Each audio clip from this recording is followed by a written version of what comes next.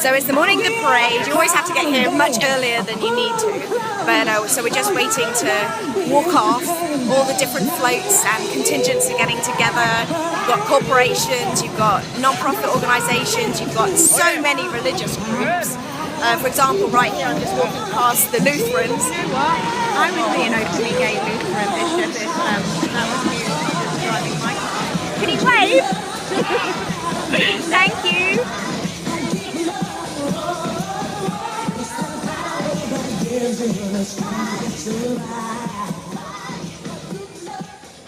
Alright everybody, meet my dear friend Dalila.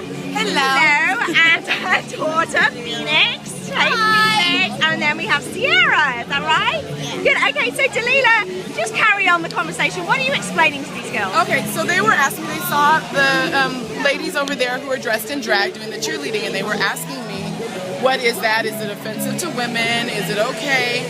What sort of things? And so I was explaining to them the differences between being transgendered, etc., etc. So all right, you go ahead and explain.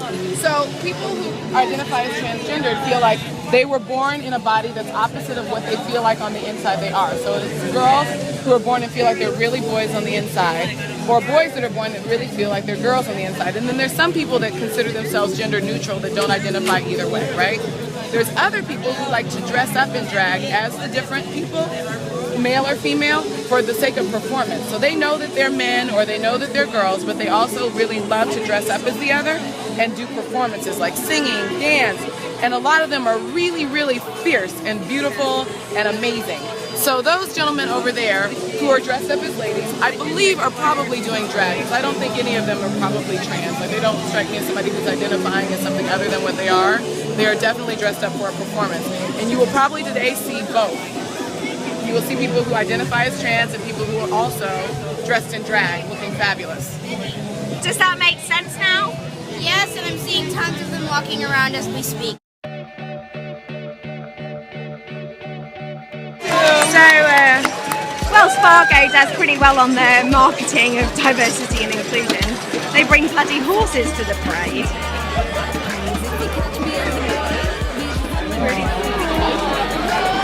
Who's your bank? I wonder when USAA will be a part of the Pride Parade.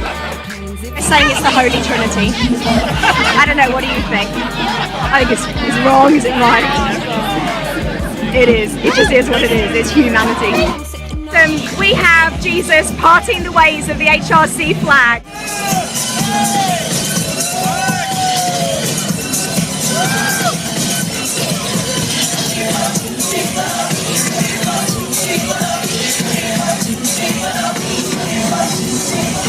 Equality.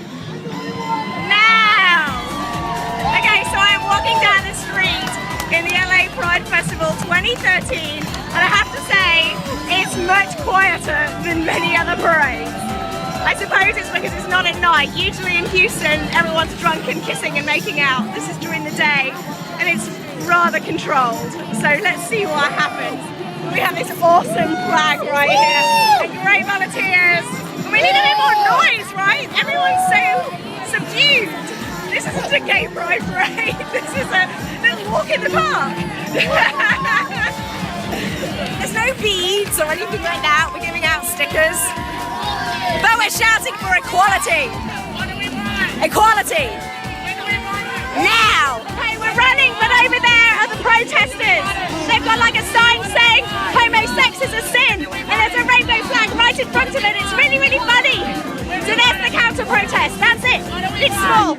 Okay, the parade is like livening up. We've got some great music going on over here. People are getting more excited. I see now. This parade is coming to life.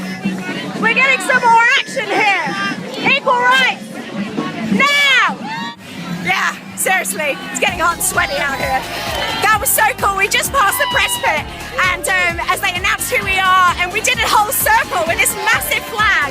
It was so empowering, so fun, and I can only imagine what that's going to look like on people's TV screens. That is so cool. I have to get some other footage. Oh, I love Pride. Hey.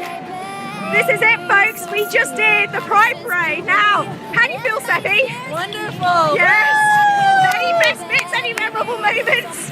Turning the HRC flag, trying to catch all the money flying off. I know, how much money do you think we got in there? Oh, at least $100. Really? That's so awesome, It was amazing. It was amazing. Yeah, I was worried the money was going to fly away, but I Me saw too. you were catching it. It was wonderful. I have this amazing story for Seppi to share with you, and it started with me simply asking, why did you go to law school? Well, the reason I went to law school is that my ex-girlfriend and I were at a coffee shop in San Jose.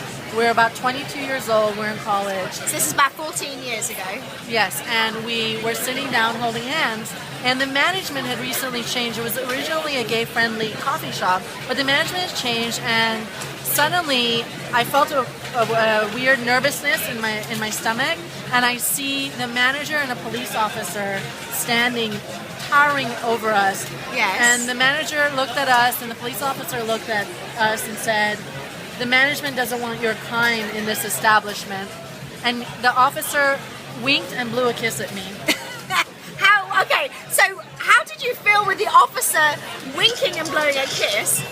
It was just completely disempowering. It was disgusting. It felt horrible.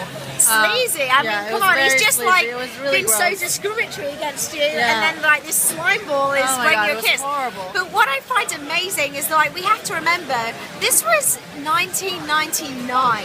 Yeah. This story sounds like something you would have heard in the 60s, possibly 70s, No. whatever. I mean, you were 22 years old in a coffee shop, 1999, and said, "We don't want your kind." We don't want your kind in this establishment. And we left the coffee shop, went in the car, called the police, 911, because we were so upset. We were actually crying. Yeah. And they couldn't really do anything for us. So we looked at each other and we said, you know what? It's time that we go to law school, learn the law, empower ourselves so that we can make sure this doesn't happen to other people.